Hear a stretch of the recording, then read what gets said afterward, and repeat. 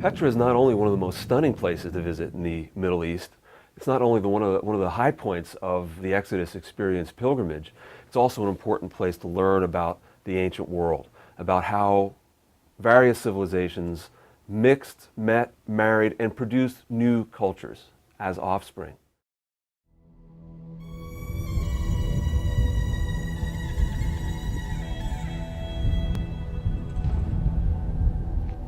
We've still got a ways to go. Look at this.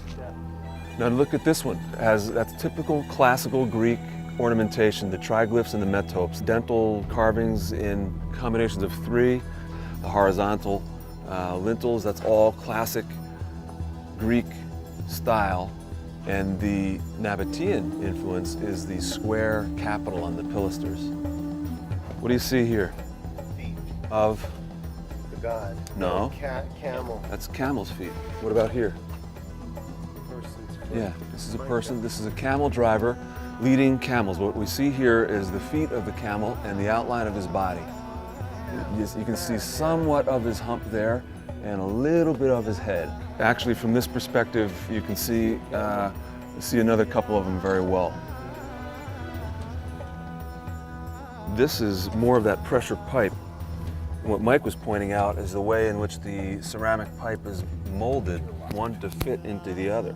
Just the way field. Well, take a look right here. See the way one fits into the other? Legend was that this edifice that's going to burst in front of us held the gods or the pharaoh's sacred treasure. So it was called the Treasury of the Pharaoh. And it's one of the most impressive sites in the whole area. What do they call Pharaoh? Well, in the local lore, anything that was majestic, anything that represented a royal or regal scale was considered the work of the pharaoh.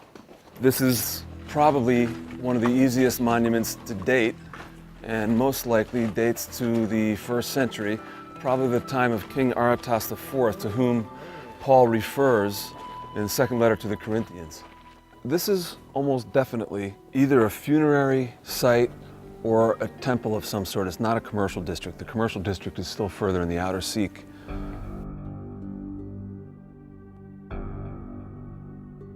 These are called the Street of the Tombs, and notice they're multiple story tomb complexes, if that's what they are.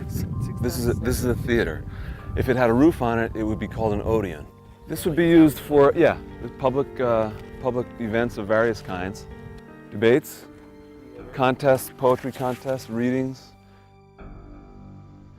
Petra was located at the crossroads of ancient trading routes. It was the political capital of the ancient Nabateans.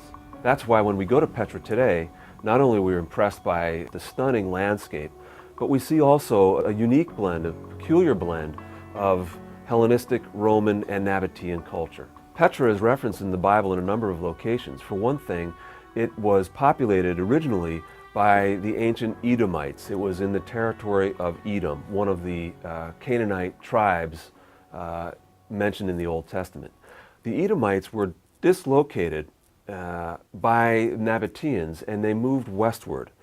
They became known as Idumeans and occupied a region of the southern part of the land of Canaan. King Herod the Great, who was the king at the time of Jesus' birth, was part Idumean. The Nabatean civilization is also referenced in the letters of the Apostle Paul. Paul writes to the Galatians that he fled Damascus because he was threatened by King Aretas. This is King Aretas, one of the kings of Nabatea. And by that reference, incidentally, we are able to date the writing of Paul's letter to the Galatians and the beginning of his itinerant ministry. As we climbed up into one of the caves that Christians had claimed early on as a place of worship, the group that we were with sang "Holy, Holy, Holy," and the voices bounced off the walls and echoed back to us.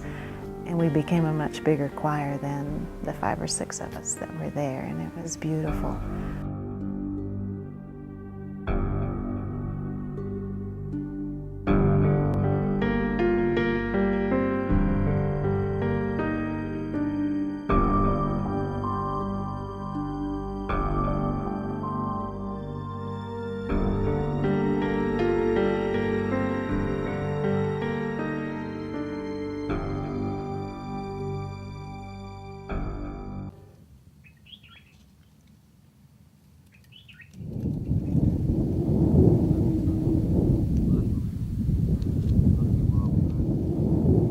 Geography is a very important part of the development of the biblical texts and the biblical faith. Geography determines where civilization occurs and what form civilization takes. So we can't really understand the meaning of the biblical texts without understanding them in their geographical context.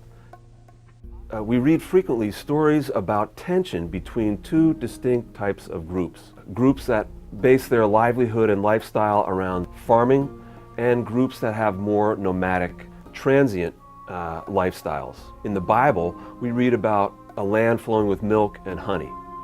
A land flowing with milk is a land that's good for nomadic lifestyles. It's desert environment. A land flowing with honey is a land that's good for settled farming. It's a land with more water. The Cain and Abel story is a good illustration of the tension, the conflict between farmers and shepherds. Why did God accept Abel's offering but not accept Cain's offering? The Bible tells us that Abel's offering was of the first fruits. Cain's offering was undefined. Is it possible that Abel's lifestyle as a shepherd, a keeper of sheep, prompted him to develop a higher value on his relationship with God, which in turn prompted him to give God of his first fruits?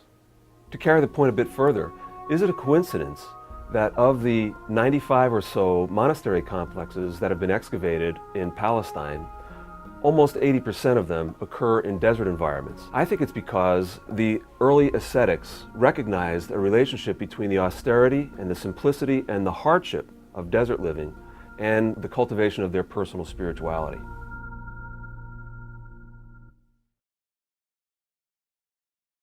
The phrase Holy Land refers to territory which is associated with people and places mentioned in the Bible.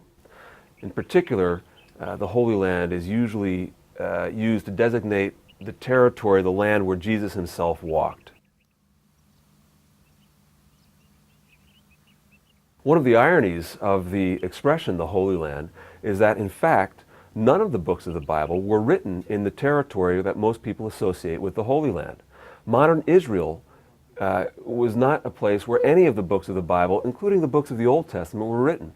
All of the books of the Bible, the New Testament and the Old Testament, took their final form outside of modern Israel. So we really should think in terms of the Holy Lands, and not the land of the Bible, but the lands of the Bible. One of the alternatives to using the expression the Holy Land is to refer to the Levant. It is a word that derives from a French word, which derives from a Latin word, which means the rising. So from the perspective of European explorers, merchant, military people, the sun rose over the Eastern Mediterranean, and the term Levant designates all the countries of the Eastern Mediterranean. The term Levant is an ethnocentric term. It is referred to as the rising from the perspective of Western Europeans, but at least it avoids some of the political connotations that terms like Israel, Palestine have today.